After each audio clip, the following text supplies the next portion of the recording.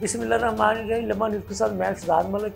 नाज़रीन, नून लीग बुरी तरह से फंस चुकी है। किस वजह से फंसी है, क्या करके फंसी है, क्यों फंसी है, किसने फंसाया है, ये सब कुछ आपको इस प्रोग्राम में बताऊंगा, तफसील के साथ बताऊंगा। जी हाँ, नून लीग पाकिस्तान तहरीक इंसाफ के ख़िलाफ़ पाबंदी लगाने का ऐलान करके फंस चुकी है। वो इसलिए फंस चुकी है, पाकिस्तान पीपल्स पार्टी ने, जो कि पाकिस्तान मुस्लिम लीग नून की सबसे बड़ी इत्तेहादी जमात है, उसने वाज़े कर दिया है कि चूँकि इस इशू पर नून लीग ने उनके साथ किसी भी किस्म की कोई मुशावरत नहीं की, लिहाजा उन्होंने नून लीग के इस फैसले को एक यकतरफा फैसला करार देते हुए इसकी शदीद मुखालफत कर।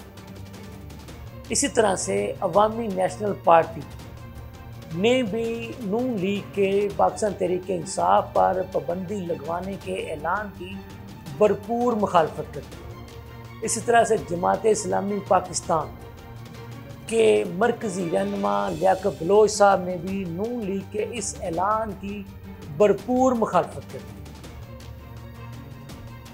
शाहिद खकान अब्बासी साहब, जिन्होंने हाल ही में अपनी नई पार्टी लॉन्च की है, उन्होंने भी भरपूर मुखालफत कर दी है। और शाहिद खकान अब्बासी साहब, आपको पता है कि मुस्लिम लीग नून के बानी रहनुमाओं में उनका शुमार होता है और वो नून लीग की टिकट पर पाकिस्तान के वज़ीर आज़म भी रह चुके हैं। तो ये वो बात है कि नाज़रीन, जिसके बारे में हम आपको बता रहे हैं कि नून लीग बुरी तरह से फंस चुकी है। इसकी वजह यह है कि पाकिस्तान पीपल्स पार्टी ने वाज़े कर दिया है कि ठीक है कि जी हम कबीना में इनके साथ नहीं हैं, लेकिन हमने इनको वोट दिया है हुकूमत साजी के लिए और हमारे वोट की वजह से ये हुकूमत कायम हुई थी। तो उनका ये कहना था कि अगर इन्होंने इतना बड़ा कोई फैसला करना था तो उसके बारे में हमारी क़यादत से रब्ता किया जाता, उनको एतमाद में लिया जाता। हमारी क़यादत अगर चलें, मान लिया जाए कि इस वक्त पाकिस्तान में नहीं है, तो बाकी जो पाकिस्तान पीपल्स पार्टी की लीडरशिप में वो मौजूद है, ना तो उनसे रब्ता किया गया, ना उनसे मुशावरत की गई, ना ही उन्हें नून लीग ने अपने इस फैसले के बारे में आगाह किया। इसी तरह से अवामी नेशनल पार्टी, जो एक बहुत बड़ी पार्टी है, उनका भी कहना था कि जी ये फ़ैसला कोई अच्छा और दानिशमंदाना फ़ैसला नहीं है, नून लीग को ऐसी बात करनी ही नहीं चाहिए थी। जमात इस्लामी पाकिस्तान ने भी इसी तरह से भी ये कहा कि जी ये क्या फ़ैसला होगा कि आप एक सियासी जमात पर पाबंदी लगाने के लिए निकल पड़ेंगे। अमेरिका के तर्जमान ने भी जब उन तक ये इतला पहुंची तो उन्होंने भी इसकी मजम्मत की और उन्होंने वाज़े कर दिया कि जी अमेरिका पाकिस्तान में किसी भी सियासी जमात पर पाबंदी लगाने के हक़ में नहीं है। इसलिए मैंने अपने प्रोग्राम के आगाज़ में ही कहा था कि मुस्लिम लीग नून बुरी तरह से फंस चुकी है।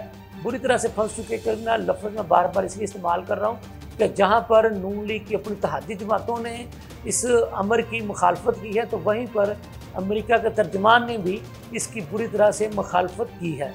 और दूसरी जानब पाकिस्तान तहरीक इंसाफ, वो तो खुलकर सामने आ गए। उनका ये कहना है कि जी ठीक है, आपने ये अपना आखिरी सियासी शौक़ पूरा करना है तो कर लें, हम आपकी इन गिदड़ बक्कियों से डरने वाले नहीं हैं।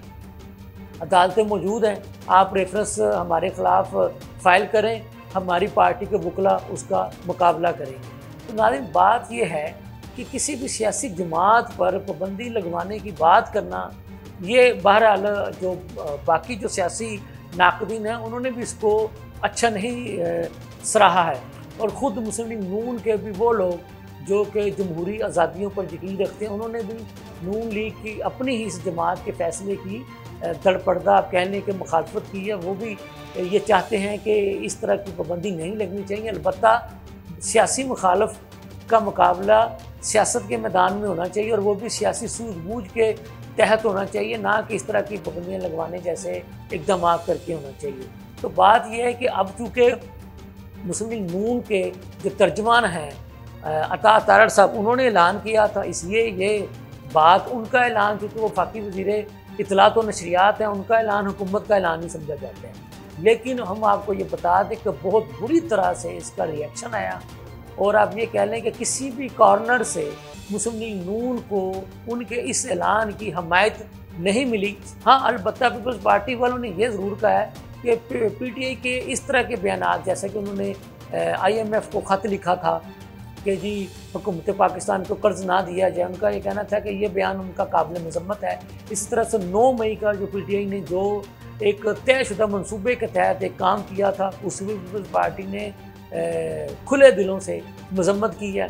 और भी PTI के जो इस तरह के जो हैं बयानात, जिसमें उन्होंने कहा है कि जी यहाँ तो पाकिस्तान चाहिए, यहाँ हमें इमरान खान चाहिए, तो इस तरह के बयानात की उन्होंने मज़म्मत की है। लेकिन पीपल्स पार्टी ने कहा कि जी ये इस हद तक तो हम मज़म्मत करते हैं और इन बयानात का एक्शन भी लिया जाना चाहिए और ऐसे बयानात देने वालों के ख़िलाफ़ कानून की हरकत में आना चाहिए।